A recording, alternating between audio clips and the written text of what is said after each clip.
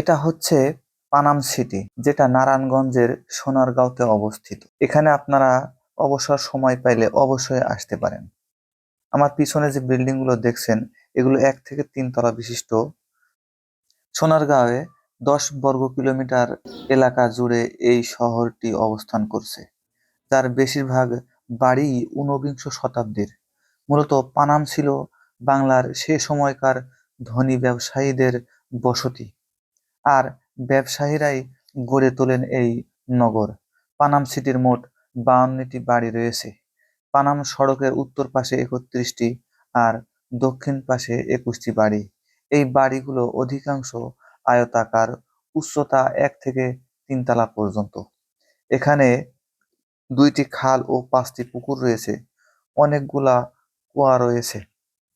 কথিতে আছে এটা বাংলার বারো ভূঁইয়াদের ইতিহাসের সাথে সম্পৃক্ত।